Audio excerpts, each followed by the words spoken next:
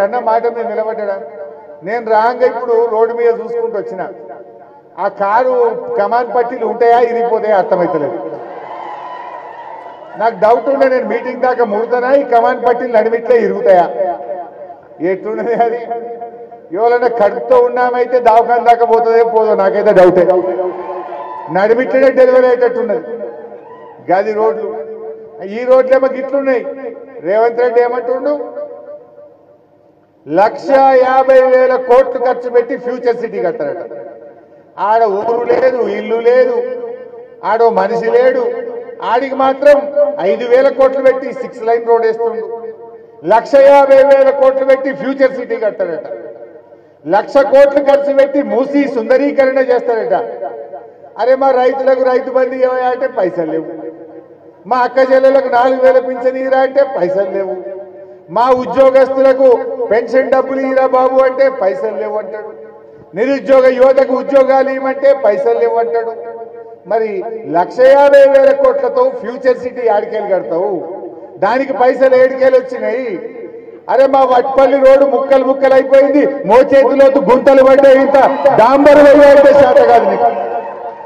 ఆ మోసేతులోతు గుంతలు అయితే డాంబర్ వేయాలంటే పైసలు లేవంటాడు. ఆడపోయి 5,000 కోట్లతోని ఇల్లు లేని కాడ, ఊరు లేని కాడ, వాడ లేని కాడ ఆడ కొబ్బరికాయ కొట్టుండు రేవంత్ రెడ్డి. ఎవరి కోసం కొడుతున్నావు? ఆడ కమిషన్లు వస్తాయి.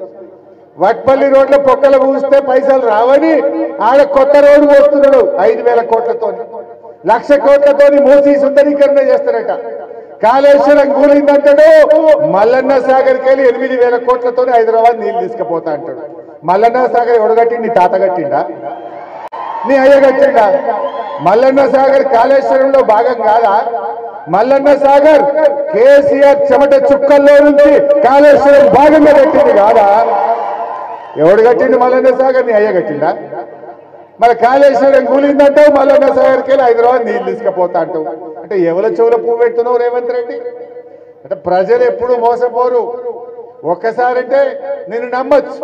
నువ్వు ఇప్పుడు ఎన్ని అబద్ధాలు ఆడినా, నువ్వు ఎంత సర్కస్ ఫీట్లు చేసినా, రేవంత్ రెడ్డి తల కిందికి పెట్టి కాళ్ళు మీదికి పెట్టినా ఈ తెలంగాణలో ఎవడు నమ్మడు కాక నమ్మడు. నమ్ముతారు ఎవడన్నా? అరే సన్నవడ్లకు బోనస్ ఇస్తా అన్నాడు, ఇచ్చినాడే? యాసంగి బోనస్ వచ్చిందా? సన్నవడ్లకు బోనస్ ఇస్తా అని బోగస్ చేసి పారేసిండు. మొన్న యాసంగి పంట సన్నవడ్ల పైసలు 1,300 కోట్ల రూపాయలు రైతులకు రావాలి. యాసంగి పైసలు రాకనే పాయే. ఒక వారం అయితే ఇప్పుడు వానకాలం పట్లు రానేవట్టే. మరి ఇంకెప్పుడు ఇస్తావే బోనస్? అంటే బోనస్ బోగసేనా? రుణమాఫీ అంటివి, సగం మందికి చేస్తేవి, సగం మందికి ఎగ్గొట్టివి. సగం కూడా రాలే. 47% మందికి రుణమాఫీ అయింది, 53% మందికి రుణమాఫీ చేయలేదు రేవంత్ రెడ్డి. కేసీఆర్ గారు 33,000 కోట్ల రుణమాఫీ చేస్తే రేవంత్ రెడ్డి చేసిన రుణమాఫీ కేవలం 19,000 కోట్లు మాత్రమే. సగమే చేసిండు. చాలా మంది రైతులకు రుణమాఫీ కాలే. ఇయ్యాల పాపం ఆశతో ఎదురు చూస్తున్నారు. రుణమాఫీ కాని రైతు సోదరులారా, రేపెవడన్నా కాంగ్రెస్ వచ్చి ఓటు అడిగితే గల్ల పట్టుకొని అడుగుండ్రి. రుణమాఫీ చేసినాకనే ఓటు అడగాలి. గట్టిగా నిలదీయండి కాంగ్రెస్ పార్టీ నాయకులను. ఎట్లా అడుగుతారో నా రుణమాఫీ కాలే, అది మిత్తితో గట్టింకనే రావాలరా మా గల్లీలకు, మా ఊళ్ళకి అడుగుంటే వాళ్ళు ఏం మాట్లాడతారు కాంగ్రెస్ వాళ్ళు? అరే గా యూరియా అయ్యే శాతకాలే. మొన్న నేను నర్సాపూర్ పోయినా.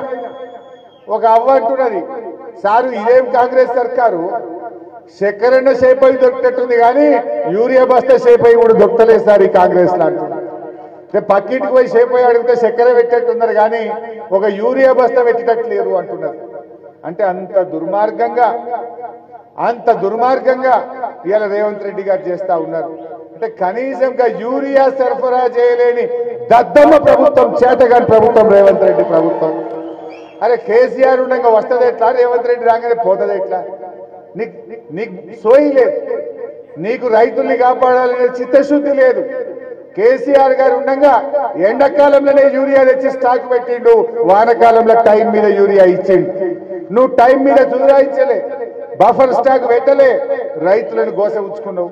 ఇలా లైన్లో నిలబడ్డారా లేదా మీరంతా? యూరియా బస్తాల కోసం లైన్లో నిలబడ్డారు. జర చేయలేవటరు చూస్తా. అందరు నిలబడరా? ఎంత గోస? ఒక్క బస్తా 2 బస్తా అది దొరికితే ఒకటి లేకపోతే రెండు. అంటే యూరియా ఇయ్యపోతుంది. పోయిన వానకాలం రైతు బంధు ఎగ్గొట్టిండు, పోయిన యాసంగిలో 3 ఎకరాలకు ఇచ్చిండు, మీ వాళ్ళకి ఎగ్గొట్టిండు. 15,000 అన్నాడు, ఇప్పుడు 12,000 ఇచ్చిండు. కౌలు రైతులకు పంగనామాలు పెట్టిండు. ఇవాళ ఏం చేసినావు నువ్వు రైతులకు? బోనస్ బోగస్ అయిపోయింది, పంటల బీమా ఉత్తదే అయిపోయింది, మక్కలు కొనే దిక్కు లేదు. నిన్న నారాయణఖేడ్ భూపాల్ రెడ్డి ఫోన్ చేసిండు, అన్న మా దగ్గర సోయా వచ్చింది, గవర్నమెంట్ సెంటర్ పెట్టలేదు, సోయా కొనకపోతే క్వింటల్ మీద 2,000 నష్టమవుతుంది, జర గట్టిగా అడిగేయని మా నారాయణఖేడ్ భూపాల్ రెడ్డి ఫోన్ చేసిండు. మొన్న సోయా కొంటలేరు, మక్కలు కొంటలేరు, బోనస్ వస్తలేదు, పత్తికి ఇంతవరకు కొనుగోలు కేంద్రాలు, పత్తి కొనుగోలు కేంద్రాలు స్టార్ట్ కాలేదు, రుణమాఫీ సగం మందికి కూడా కాలేదు, పంటల బీమా పత్తకు లేదు, యూరియా దొరకదు. అసలు రైతులకు నువ్వు చేసిన ఒక్క మంచి పని చెప్పు. కేసీఆర్ ఉండగా గోడౌన్లు కట్టించిండు, గింజ లేకుండా పంట కొన్నాడు, చెరువులు బాగు చేసిండు, 24 గంటల కరెంట్ ఇచ్చిండు, కరోనా వచ్చినా ఆగకుండా రైతు బంధు ఇచ్చిండు. ఇచ్చిండా లేదా? యూరియా కొరత లేకుండా అడిగినంత ఆటోవానికి ఫోన్ చేసి 10 సంచులు వేసుకురారా అంటే ఇంటికాడ తెచ్చి ఆటోడు 10 సంచులు దించిపోయిండు. రేవంత్ రెడ్డి వచ్చినాక అన్ని మాయమైపోయింది, అంతా ఆగమైపోయింది. అప్పుడేమో అర్రాసు పాట పాడిండు ఎలక్షన్ల ముంగటే, కేసీఆర్ 2,000 పింఛన్ ఇచ్చిండు, నేను 4,000 ఇస్తా. కేసీఆర్ 10,000 రైతు బంధు ఇచ్చిండు, నేను 15,000 ఇస్తా. కేసీఆర్ ఆడవిల పెళ్లికి 1,00,000 ఇచ్చిండు, నేను తులం బంగారం కలుపుతా. అర్రాసు పాట పాడిండు. ఇప్పుడేమో ఎల్లెలకల పడ్డాడు, చేతుల్లో పట్టిండు. పైసలు లేక కాదు, గరీబోలకు సాయం చేసే చిత్తశుద్ధి రేవంత్ రెడ్డికి లేదు. ఆటో కార్మికుల బతుకులు రోడ్డు మీద పడ్డాయి. 12,000 ఇస్తామన్నారు, ఇవాళ ఆటో కార్మికులకు కూడా మొండి చేయి చూపింది. ఇవాళ మీరు ఆలోచించాలి ఒకటే, మల్లన్న సాగర్కి వెళ్ళి హైదరాబాద్కు 7,000 కోట్లు పెట్టి నీళ్ళు తీసుకుపోతుండు. 1,00,000 కోట్లతో మూసీ ప్రాజెక్టుకు మొన్ననే కొబ్బరికాయ కొట్టిండు. 1,50,000 కోట్లతో ఫ్యూచర్ సిటీ కడతా అని మొన్న దసరా పండుగ నాడు కొబ్బరికాయ కొట్టొచ్చిండు. మరి వీటికి పైసలు ఎడికెళ్ళి వస్తున్నాయి? HMWS లో దాదాపు 10,000 కోట్లతో STPలు కడుతున్నాడు. GHMCలో 7,000 కోట్ల టెండర్లు పిలిచిండు. అంటే ఎక్కడెక్కడైతే కమిషన్లు వస్తాయో, ఎక్కడెక్కడైతే రేవంత్ రెడ్డికి వాటా మంచిగా దక్కుతుందో గవాటికి మాత్రం పిలుస్తుంది. మా వట్టిపల్లికో, మా జైరాబాద్కో, మా మెదక్కో, మా సంగారెడ్డిలో రోడ్లు పొక్కలు పడ్డాయంటే డాంబర్ వైనికి కూడా పైసలు ఇస్తలేడు రేవంత్ రెడ్డి. పనులు అయితలేవు, ప్రజలు ఇబ్బంది పడతా ఉన్నారు. దవాఖాన్లలో పోతే సూదులు లేవు, ఉన్నాయా?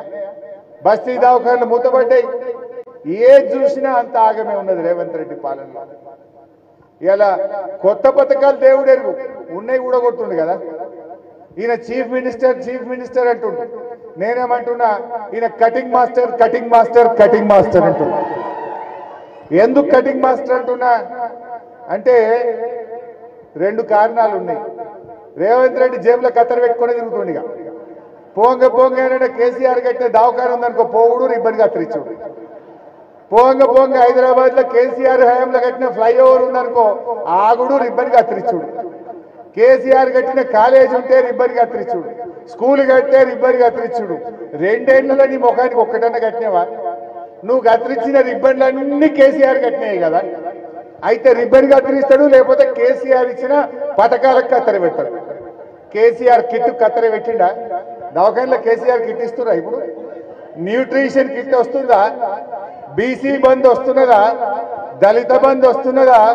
బతుకమ్మ చీరలు వస్తున్నాయా? గొర్రెలు వస్తున్నాయా?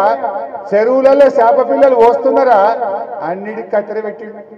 అయితే రిబ్బన్ కత్తిరించుడు, కేసీఆర్ పెట్టే పథకాలు కత్తిరించుడు. ఇంతకు మించి ఏమైనా చేసినాడే? అంతా మోసం. చెప్పింది చేసుడు లేదు, ఉన్నవాటి ఊడగొట్టుండు. ఒక్కొక్క స్కీమ్కు కత్తెర పెట్టుకుంటూ పోతుండు. అర్థమైతలేదా మనకు?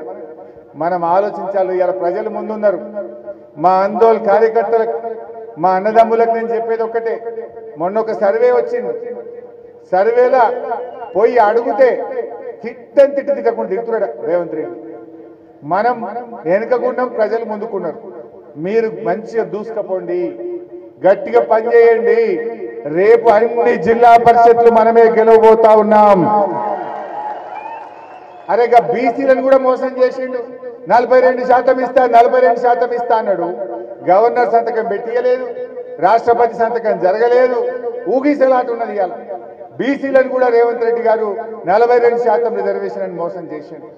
ఆ రోజు కేసీఆర్ నాయకత్వంలో నేను మార్కెటింగ్ మంత్రిగా ఉన్నప్పుడు మార్కెట్ కమిటీల్లో బీసీలకు రిజర్వేషన్ ఇచ్చిన గవర్నమెంట్ బీఆర్ఎస్ గవర్నమెంట్ అని మనం చేస్తా ఉన్నాం. అప్పటిదాకా లేదు రిజర్వేషన్. కేసీఆర్ వచ్చినాకనే బీసీలకు, ఎస్సీలకు, మహిళలకు మార్కెట్ యార్డుల్లో రిజర్వేషన్ తెచ్చాం. హాస్పిటల్ కాంట్రాక్ట్ లో ఎస్సీ ఎస్టీలకు రిజర్వేషన్ తెచ్చాం. ఇరిగేషన్ డిపార్ట్మెంట్ లో ఎస్సీ ఎస్టీలకు వర్కుల్లో రిజర్వేషన్ తెచ్చాం. మా గీత కార్మికులకు వైన్ షాపుల్లో రిజర్వేషన్ తెచ్చాం. ఎస్సీ ఎస్టీలకు మా గౌడన్నలకు రిజర్వేషన్ తెచ్చాం. నువ్వు తెచ్చిందేముంది రేవంత్ రెడ్డి? నువ్వేమన్నావు గౌడన్నలకు? కేసీఆర్ 15 ఇచ్చిండు, నేను 25% ఇస్తా అన్నాడు. మరి ఎడవే? మా గౌడన్నల్ని కోరుతా ఉన్నా, ఎవడన్నా కాంగ్రెస్ వాడు ఊళ్ళలోకి వస్తే గట్టిగా నిలదీసి 25% మాకు ఎప్పుడు ఇస్తావని అడగండి. ఉల్టా కేసులు పెట్టురు, కళ్ళు డిపోల మీద రైడ్లు. మా గౌడన్నలు చెంచల్ కూడా జైల్లో ఒక బ్యారెక్ నిండా గౌడన్నలే ఉన్నారట. గీత కార్మికుల మీద కేసులు పెట్టి జైల్లో పాలు చేస్తున్నాడు రేవంత్ రెడ్డి. గొల్ల కుర్మోళ్ళకు గొర్రెలు ఇస్తా అని గొల్ల కుర్మోళ్ళని మోసం చేసిండు. కేసీఆర్ గారు మంచిగా చెరువులు మంచిగా చేసిండు. 700 కోట్లు ఖర్చు పెట్టి లూనాలు కొనిచ్చిండు, వలలు కొనిచ్చిండు, మా ముదిరాజులకు, మా గంగపుత్రులకు కొనిచ్చిండు. ఏడాది 120 కోట్లు ఖర్చు పెట్టి చేప పిల్లలు వేసిండు. రేవంత్ రెడ్డి వచ్చినాక లూనాలు బంధు, వలలు బంధు, చేప పిల్లలు బంధు. అంటే ముదిరాజులకు మోసం, గంగపుత్రులకు మోసం. దళిత బంధు కేసీఆర్ 10 లక్షలు ఇచ్చిండు, నేను 12 ఇస్తా అన్నాడు. 12 లేదు, 10 లక్షలు లేదు, రూపాయి లేదు. దళితులకు మోసం, అందరినీ మోసం. ఇది విషయాన్ని మనం ప్రజలకు చెప్పాలి. ఇప్పుడిప్పుడే ప్రజలకు అర్థమైంది, రేవంత్ రెడ్డి మోసాలు అర్థమవుతా ఉన్నాయి. అయితే మన సంగమేశ్వర, బసవేశ్వర, ఆనాడు కేసీఆర్ గారు మన అందోల్ నియోజకవర్గానికి 1,20,000 ఎకరాలకు నీళ్లు ఇవ్వడానికి సంగమేశ్వర, బసవేశ్వర ప్రాజెక్టు ప్రారంభించాడు. ఇవాళ కాంగ్రెస్ వచ్చింది, సంగమేశ్వర బంధు, బసవేశ్వర బంధు. నా జైరాబాద్ లో నడుస్తలేదు, నా నారాయణఖేడ్లో నడుస్తలేదు, నా ఆందోళన నడుస్తలేదు. ఆ రోజు కొబ్బరికాయ కొట్టింది మన అందోల్ నియోజకవర్గంలోనే కొట్టి 1,20,000 ఎకరాలకు నీళ్లు ఇవ్వడానికి సంగమేశ్వర, బసవేశ్వర పెట్టినాం. ఏమైంది? ఎందుకు బంధు పెట్టింది? ఊకోమేం. తప్పకుండా మా మాణిక్యరావు ఎమ్మెల్యే గారు, మా చింత ప్రభాకర్ ఎమ్మెల్యే గారు, క్రాంతి గారు, మంజులక్క గారు, మా భూపాలని అందరం కూర్చొని మాట్లాడతాం.